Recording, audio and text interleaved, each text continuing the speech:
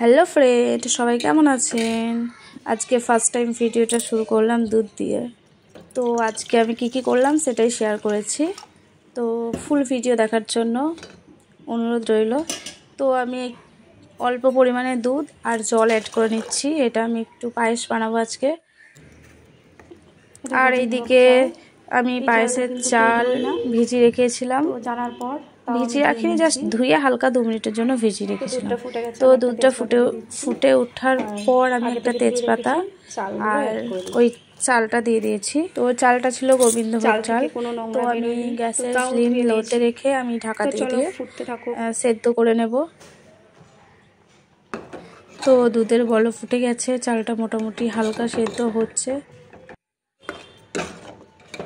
তো চালটা সেদ্ধ হয়ে গেছে দেখো। তো আমি এরপর আরও দুধ অ্যাড করব। আমি দুধটা একবারে অ্যাড করিনি, তো ফার্স্ট টাইম অল্প দুধ অ্যাড করেছিলাম। তারপরে অল্প অল্প করে দুধ অ্যাড করব। আমি এরপরে আবারও দুধ অ্যাড করব যখন এই দুধটা শুকিয়ে আসবে। তো আজকে জমিয়ে জাস্ট দুধ করে পায়েস হবে। তো এরপর আমি চিনি অ্যাড করছি। তো শুধু পায়েসটাই রইল না, এর সঙ্গে আরেকটা রেসিপিও রয়েছে। তো চিনি অ্যাড করার পর একটু কাজু কিশমিশ দিয়ে দিলাম। তো তারপরেও আমি সেদ্ধ করে নেব। তো এই দুধটাও হালকা গায়ে লাগা হয়ে গেলে আমি এরপরেও আরও দুধ অ্যাড করব। তো তারপরে নামিয়ে নেব। তো চলো আর এটা টানছি না। আর চলো নিরামিষই আজকে সয়াবিন, নিরামিষই না ঠিক মনে পড়ছে না কি করেছি আমি, দেখো বুঝতে পারবে। তো প্রত্যেক দিন ওই মাছ ডিম খুব একটা ভালো লাগে না, তো সেই জন্য মনে করলাম আজকে একটু পায়েস আর একটু সয়াবিন বানিয়ে নিই। তো সেইভাবে আমি আলু আর সয়াবিন ভেজে রাখবো। দেখো তো আলু কোটা আমি ভেজে নিচ্ছি এপিট ওপিট করে লাল লাল করে। তো দেখো তো বন্ধুরা, আপনারা সব কোথা থেকে ভিডিওটা দেখছেন কমেন্টে জানাবেন। আর আমার ভিডিওটা কেমন লাগছে সেটাও একটু জানাবেন, কারণ খারাপ লাগলে ভালো করার চেষ্টা করব। আর তোমাদের সাপোর্ট না হলে সামনের দিকে এগোতে পারবো না। তো যদি ভালো লাগে একটা সাবস্ক্রাইব করে দিও, লাইক করে দিও। তো এই তো সয়াবিনগুলো ভিজিয়ে নিচ্ছি।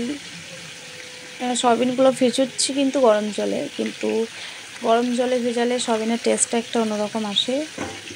তো সেই জন্য গরম জলে ভেজুচ্ছি। তো এদিকে একটা মশলা করে নিচ্ছি, আদা রসুন। তো এখন ফার্স্ট টাইম বললাম না নিরামিষই না, আমি বুঝতে পারিনি ভিডিওটা আগের দিন করা। আর বেশ কিছুটা কাঁচা লঙ্কা করে দিয়ে পেস্ট করে নিচ্ছি। এর সঙ্গে হয়তো জিরে দেওয়া ছিল। আমি বাড়িতে যেভাবে রান্না করি সেটাই তো করছি, বারবার বলে এসেছি। তো আমার আলু এপিট ওপিট ভাজা হয়ে গেছে, তো এবার তুলে নিচ্ছি। তো এই একই তেলে আমি সয়াবিনগুলোও ভেজে নেব। সয়াবিন ভালো করে জল চিপে ভাজবো। তো আমার সয়াবিনের তরকারি খেতে বেশ লাগে, আপনাদের কেমন লাগে কমেন্টে জানাবেন। তো আমি লবণ আর হলুদ দিয়ে সয়াবিনটা ভেজে নেব। তো সয়াবিনটা ভাজা হয়ে গেলে মশলা দিয়ে যেরকমভাবে রান্না করে সেরকমভাবে, একটা দিদিভাই বলছে কমেন্টে আমার যে তোমার রান্না ভালো লাগে, বাড়ির সিম্পল রান্না, কোনো এক্সট্রা মশলা ছাড়া। থ্যাংক ইউ দিদি। তো সয়াবিন ভাজা হয়ে গেছে, আমি তুলে নিচ্ছি সয়াবিনগুলো। তো তোলা হয়ে গেছে, আমি কড়াতে তেল দিয়ে দিচ্ছি।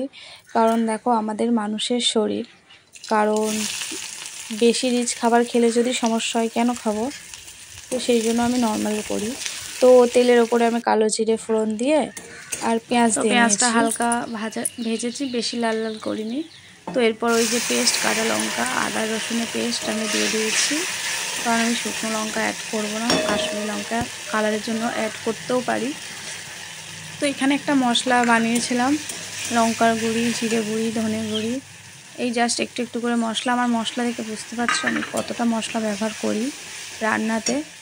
আর সাময়িক আমাদের রান্নাগুলো জাস্ট 3টে লোকের রান্না, আমি, আমার হাজব্যান্ড আর আমার একটা ছোট্ট বাবু আছে তার জন্য। তো সেই জন্য ঝাল মশলাটা একটু কমই দিই, কারণ একবারেই হয়ে যায়, ওর জন্য আর আলাদা করে কিছু রান্না করতে হয় না। তো মশলাটা ভালো করে কষিয়ে আসলে আমি সয়াবিন আলু দিয়ে দিচ্ছি।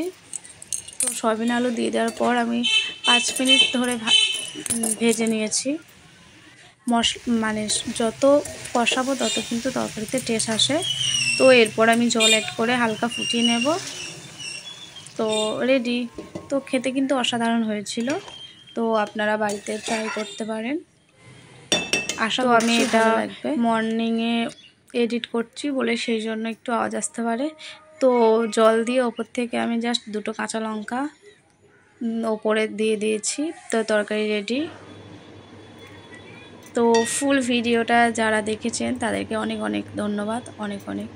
তো টাটা, বাই বাই, সবাই ভালো থাকবেন আর আমার পাশে থাকবেন, সাবস্ক্রাইব করে দেবেন।